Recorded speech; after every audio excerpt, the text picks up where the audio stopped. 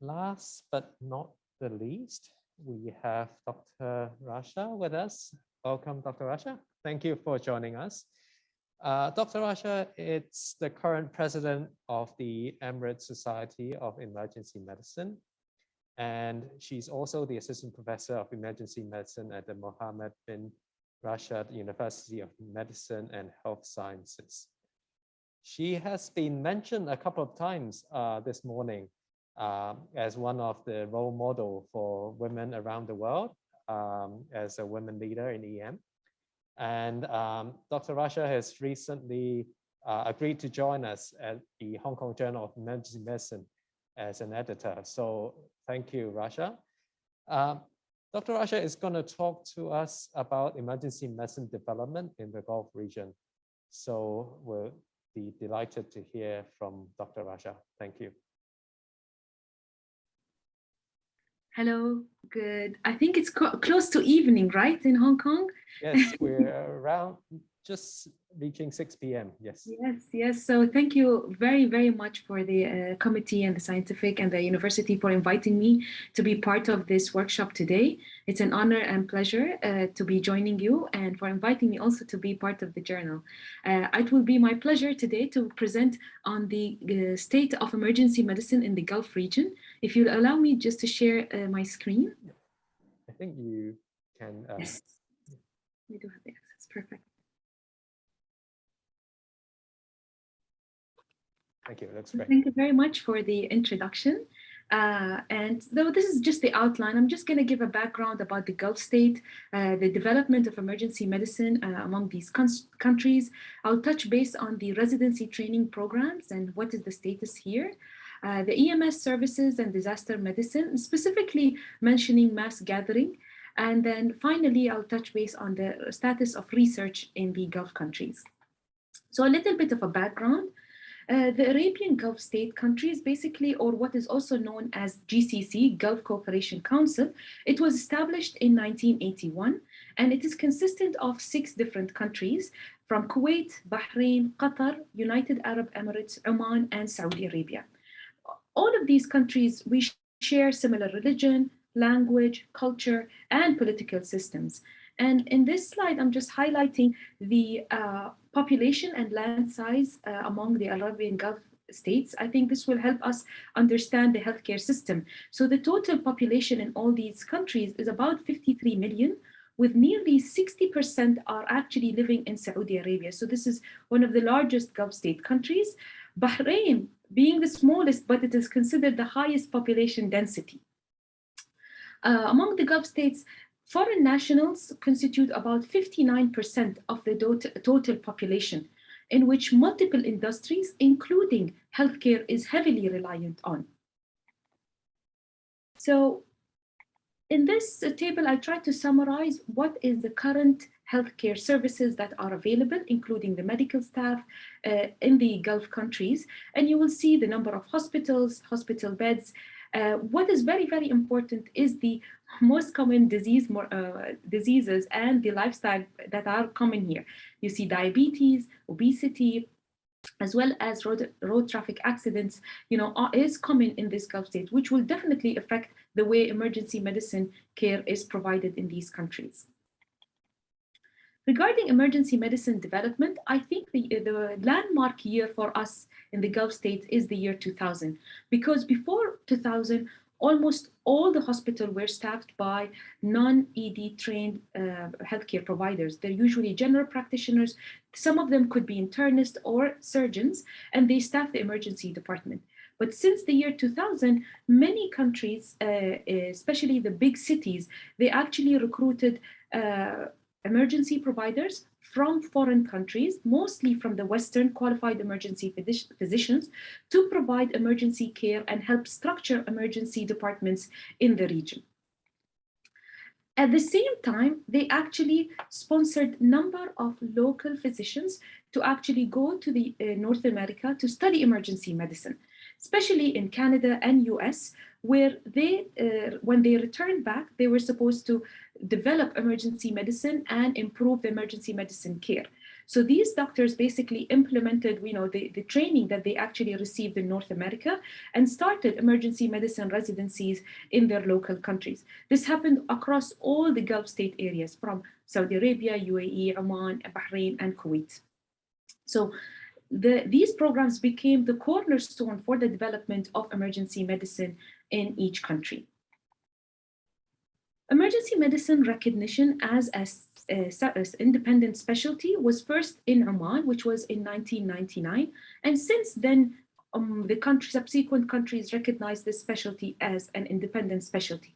The last country to join was Kuwait, which was in 2011. Despite the advancement in emergency medicine, unfortunately, the practice of emergency medicine is really various in the different regions. In the big cities and the tertiary hospitals, as well as university centers, emergency medicine is run by emergency physicians, board certified in emergency medicine, and they are implementing updated guidelines and protocols. However, in the rural areas, as well as there are some small private hospitals, still don't have emergency trained providers running them. And this is slowly improving because there are a number of cities, like I can say here in Dubai and in Abu Dhabi, they implemented the minimal standards to call yourself an emergency center. So if you don't meet the minimum requirement in terms of protocol, personnel, and equipment, they actually name them as urgent care rather than emergency center. And this has pushed many healthcare hospitals to actually implement and recruit emergency physicians. Now, when it comes to residency training programs, we know that investing in these residency programs has shown that board certified emergency physicians with residency training makes the work more efficient, deliver better quality of care, and have less malpractice cases. And the physicians who actually initially in the early 2000s went to the US and Canada to study emergency medicine returned back and started the residency program. The first programs that were established, they were established under the Arab Board of Health Specialty Council. And this was a 4-year residency training program similar to the curriculum that was established in North America. They implemented it, and emergency providers who train in these centers will sit for the Arab Board Emergency Medicine exam. However, due to the lack of standardization in the Arab Board structure, many countries developed their own board certification, and the largest of them is Saudi Arabia. So Saudi Arabia basically has almost now 21 recognized centers in Saudi Arabia that are accredited for training emergency medicine. And they shifted from using the Arab Board of Emergency Medicine to using their own board, which is the Saudi board that is under the Saudi's Commission for Health Specialties, which is licensed by the Ministry of Health. This was first established in 2005, and since then they have, like I said, 21 recognized training centers. Bahrain, being a smaller country, they know that the resources are required to establish their own board. They actually decided that they will join the Saudi Commission, and they established emergency medicine residency, but using the same as the Saudi Commission for Health Specialization. And then the UAE, Oman was also started their own residency program in 1999. And at first it was a 6-year program, then they changed it to becoming a 5-year program. In the UAE, the first program, emergency medicine residency, was in 2007. And since then, the program has grown, and we have almost 7 different emergency medicine residency training in the UAE. Kuwait has evolved, and it was a little bit later. And then finally, Qatar. Many of these emergency medicine residency programs, including in Oman, Qatar, and UAE, seeked international accreditation from the international ACGME to try and help improve and standardize the quality of the emergency medicine residency programs. So right now you see emergency medicine residency is available in all countries. However, the fellowships in subspecialties is only available in Saudi Arabia, where they have a pediatrics EM fellowship, EMS fellowship, and ultrasound fellowships. Regarding EMS services in the Gulf region, it is in the last 20 years, it has transformed. initially, before that, it was basically like a cab. You call someone, they come to you, and the driver really doesn't know where the hospital is. But over the past 20 years, EMS in the Gulf state has benefited and transformed to become a more advanced modern system under the umbrella of the EM specialties subset and the development. Another factor that really helped in advancing EMS is the large burden of acute disease, especially with diabetes, obesity being really very prevalent, as well as trauma, especially where the high rate of motor vehicle accidents is very high. And we know that this is really preventable. So the EMS and the healthcare system started implementing a lot of regulation with the police in terms of seat belts, speed limitations to try and decrease the number of these road traffic accidents here in the UAE and the Gulf state in general. And you will see that the EMS system in many of these Gulf states has converted from being hospital-based or jurisdiction-directed to being a complex EMS system that is under either the Ministry of Health or the Ministry of Interior, or they can be an independent but governmental agencies. In all of the Gulf states, the EMS is centralized, they are government funded, and they are free of charge, and they also all have incorporated helicopter EMS system. The staffing for EMS in the pre-hospital is either by paramedics, they can also be ambulance nurses, emergency medical technicians that are licensed specifically with advanced life support certification, and they have their own training. Because the nations have discovered that this is obviously very important and we lack the number of paramedics and EMS staff, many of the countries, including Oman, Qatar, and Saudi Arabia and UAE, have developed paramedic or EMS schools and colleges to train our locals to participate, and they encourage them to participate and be part of the EMS system. When it comes to disaster medicine and mass gathering, the most common natural or human-made disasters in the Gulf regions include floods, sandstorms, cyclones, landslides, as well as the industrial hazards and the potential for terrorist attacks. So the rising number of these disasters, we know that disaster medicine specialty is very important because it combines the disciplines of both emergency medicine, public health, acute care services, EMS, humanitarian agencies, and also non-medical agencies. And this has developed and became well established in the Gulf region. And you will see each country have their own management supervision of disasters, and the way they activate the systems is under different committees. This was actually years ago when Emirates Airline, they announced that they're going to have an emergency landing in Dubai airport. And this is basically the hospital, the major trauma hospital in Dubai, Rashid Hospital, was very well prepared in terms of receiving this. And it was actually led by emergency medicine, the emergency physician being in hospital disaster preparedness. And they were very well prepared to receive it. Luckily, there were no casualties and the plane was able to land safely. But this basically tested the system, and they prepared this and highlighted the importance of having a proper emergency plan. The GCC countries, which are 6 countries that I discussed, they, in an effort to respond to regional disasters, they developed this GCC Emergency Medical Centers that was in 2013 in Kuwait. And this played a very big role in our regional response to the COVID-19 and helped basically help all the countries to respond to this disaster and any other disasters smoothly. I think mass gathering, obviously in recent years has been increasing. And I think one of the most common, and this happens every year and very specific to the region, is Hajj, which is the pilgrimage to Mecca in Saudi Arabia every year. With an average about 2 to 3 million Muslims attend every year from all around the world. And it's characterized by being very highly dense with multiple nationalities, very large elderly proportion of attendees, and this will basically lead to a specifically number of diseases or incidents that will be higher, including respiratory infections, food, water-borne diseases, GI symptoms, heat illnesses, especially when Hajj was during the summer, and musculoskeletal injuries. Because of this, specifically Saudi Arabia and all of the regions have developed a very systematic approach in responding to mass gathering and preparing for it. In Saudi Arabia, they basically, and emergency physicians and EMS services play a very crucial role in preparing and covering this event every year. I had actually the privilege of representing, being one of the physicians with the UAE group. So we had 5,000 pilgrimages going to Mecca in a certain area. So I was basically covering the UAE tent.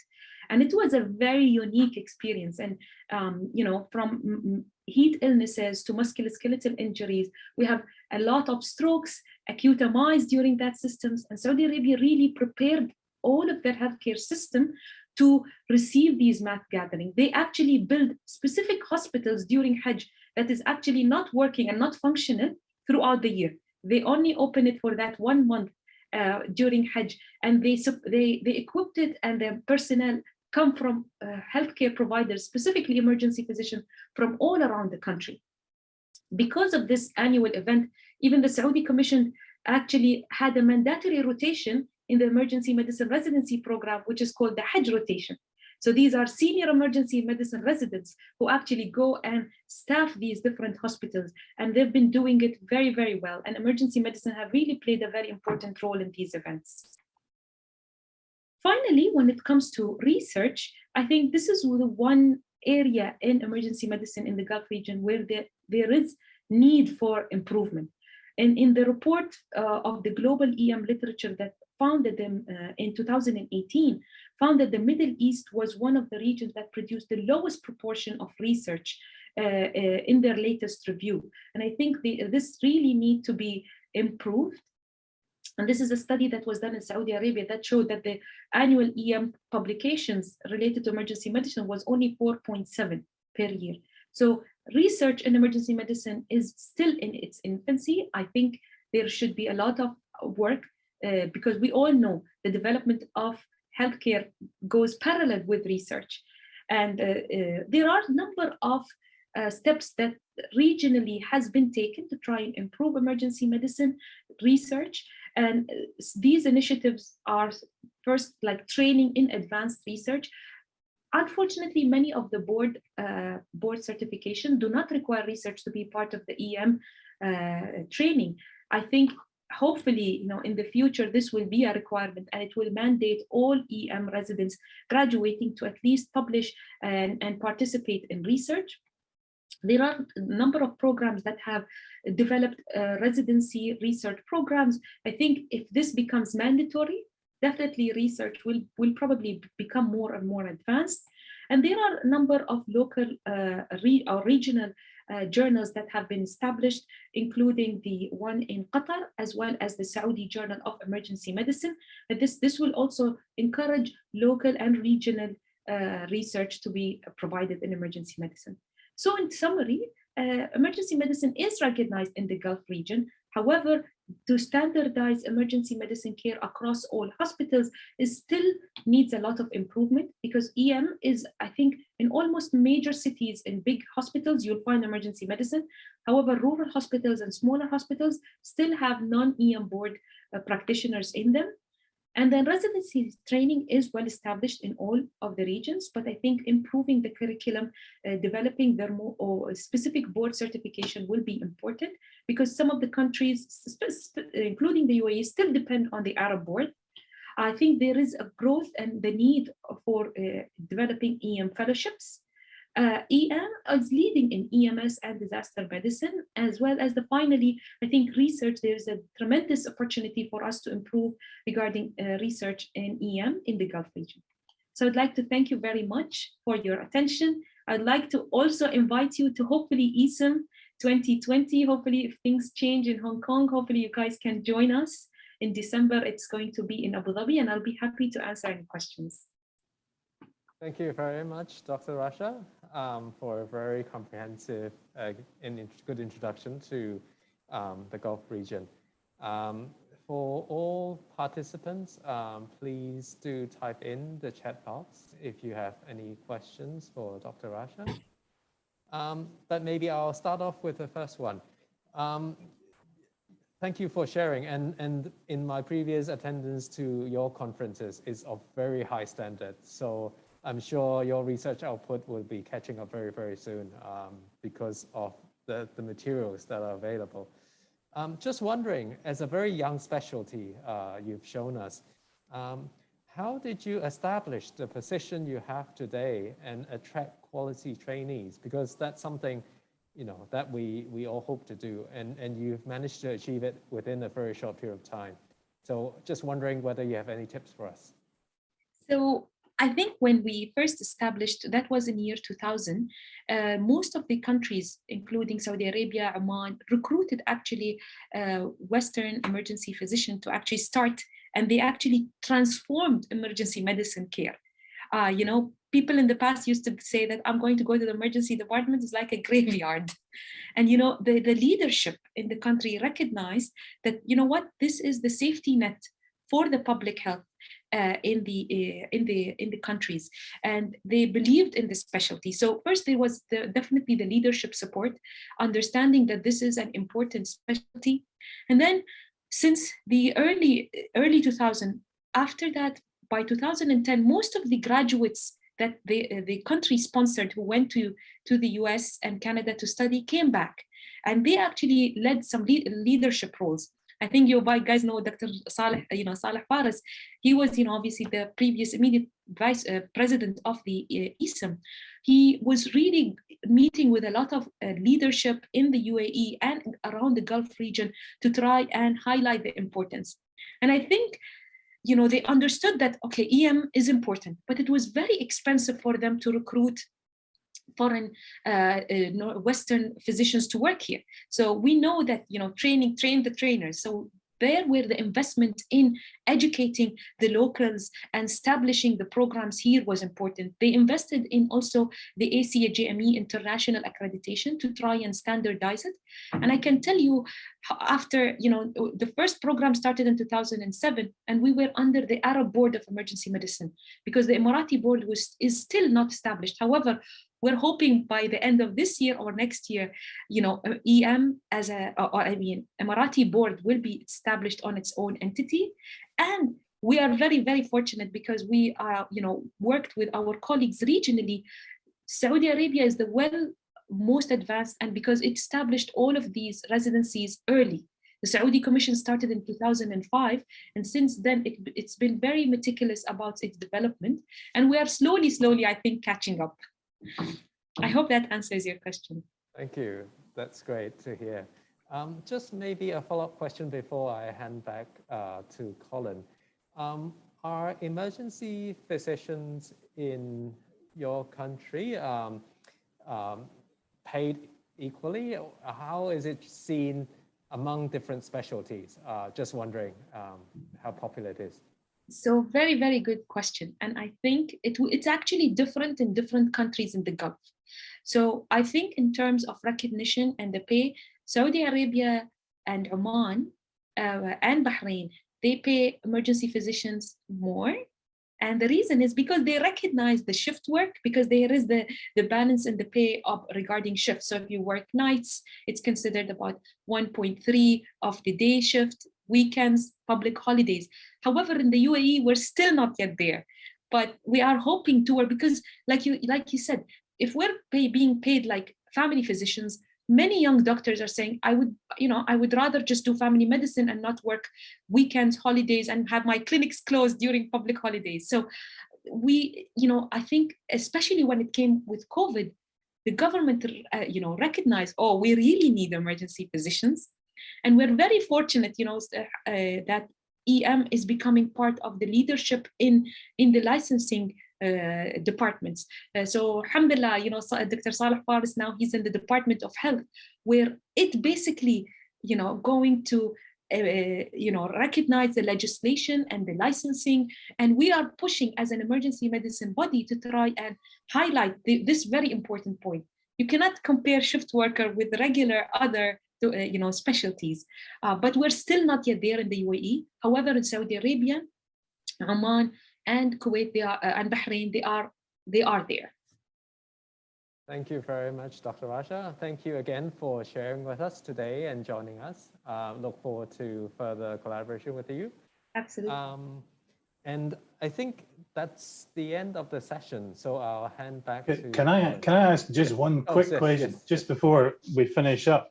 Dr. Rasha, thank you so much for joining us. That was great. And I've been very lucky to come and visit you in the Gulf a few times and see the spectacular progress that you've made with Salah and your whole team to improve things in the Gulf region. It's just phenomenal.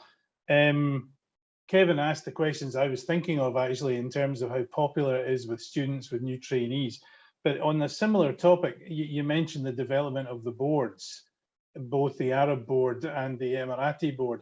I mean, how are you externally or internally standard setting for that? Do you use colleagues from overseas or colleagues from within the region, or how are you going to maintain those standards moving forward? So very good question. Thank you, Prof. And it's nice to meet you. Yeah, it's nice to see you. Absolutely. Yeah. So right now, the Emirati board have actually, worked closely with the Canadian board as well as the Saudi Commission, because they're trying to, like you said, standardizing what are the requirement is, and the legwork has been started actually 5 years ago. Great. Because we know that when you establish, you want to make sure that this is high quality. And we want to maintain the standards that are well known. So we're collaborating with both the Canadian board as well to have the international input, plus Saudi board, because they've been doing it since 2005, and having that regional experience would be very, very helpful. Absolutely. So we're hoping to roll out so they had the institutional accreditation for the Emirati board started for many of the hospitals, and we've been working on the EM residency requirements. The final draft hopefully will be released soon. So there's been a lot of work, but we've used our guidance from international as well as regional.